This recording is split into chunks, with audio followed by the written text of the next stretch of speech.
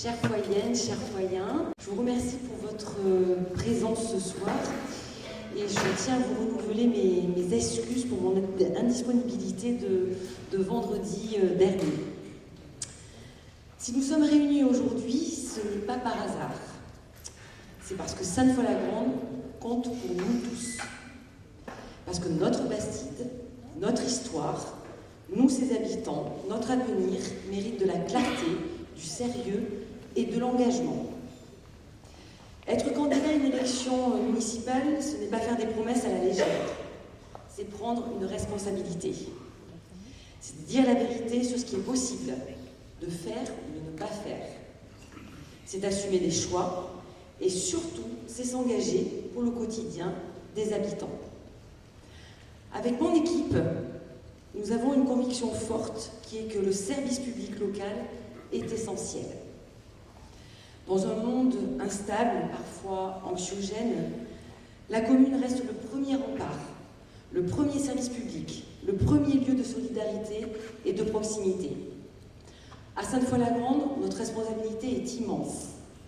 Protéger le pouvoir d'achat des habitants, garantir la sécurité et la tranquillité, permettre à chacune et à chacun d'accéder aux soins, accompagner les familles, les jeunes et les aînés, faire vivre notre centre-ville, préserver l'identité de notre Bastide.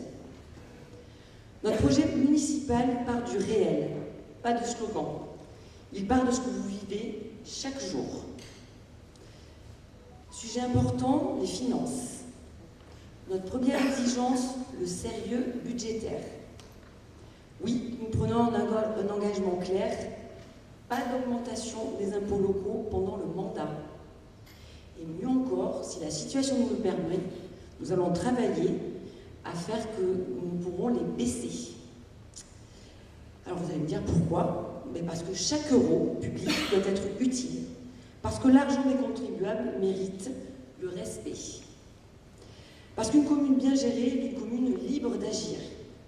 Notre ligne est simple, maîtrise des dépenses, recherche active des subventions et investissement ciblé, durable et cohérent. À présent, votre cadre de vie, une priorité également pour nous.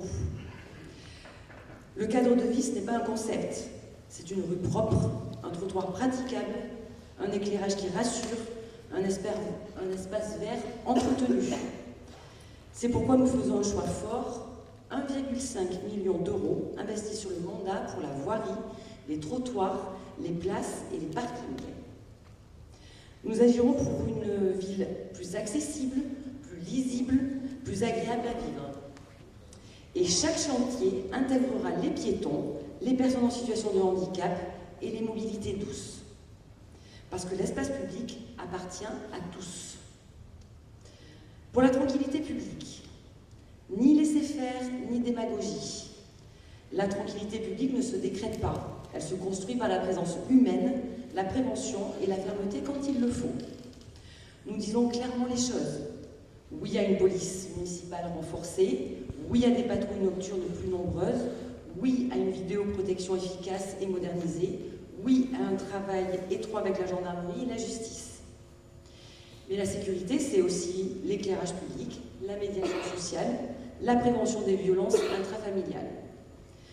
Tolérance zéro pour les incivilités, les squats et les atteintes au cadre de vie. Et puis, il y a aussi le sujet de la santé, la première des sécurités. On ne peut pas parler d'égalité sans parler de santé. À Sainte-Foy-la-Grande, nous faisons de l'accès aux soins une priorité politique. Nous agirons pour sécuriser l'offre médicale existante, renforcer le centre de santé intercommunal, accueillir davantage de médecins, soutenir notre hôpital de proximité auquel nous sommes très attachés, ses urgences, ses consultations externes, et nous battre pour l'installation d'une IRM.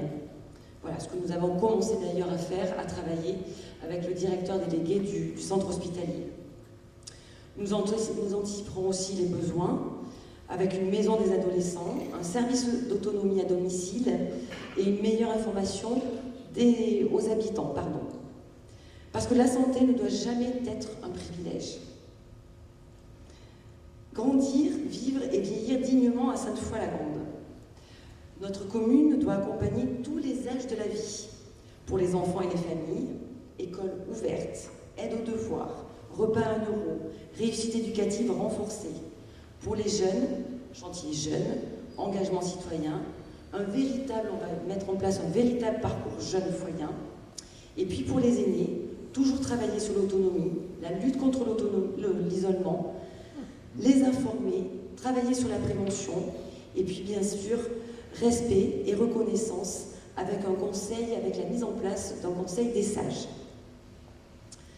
Concernant l'attractivité, le dynamisme de notre Bastide, c'est avec nos commerces, nos artisans, notre marché, des animations, une culture accessible et nos associations, bien évidemment, que nous soutiendrons, que nous renforcerons le soutien aux commerces et aux artisans, le rôle de notre manager de centre-ville, le marché du samedi matin, les événements qui font battre le cœur de la ville.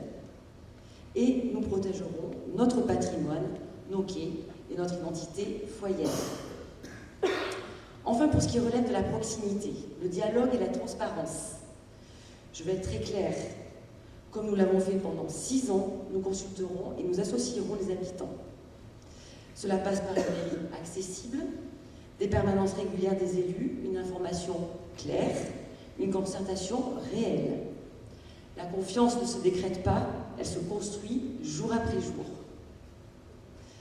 À présent, je vous propose de nous répartir en plusieurs groupes pour que nous puissions, avec mes colistiers, vous présenter notre programme dans le détail et surtout vous présenter nos 70 engagements pour les 6 prochaines années à venir.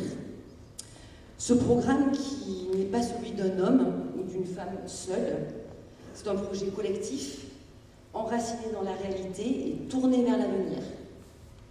Un projet sérieux, juste, ambitieux, mais responsable.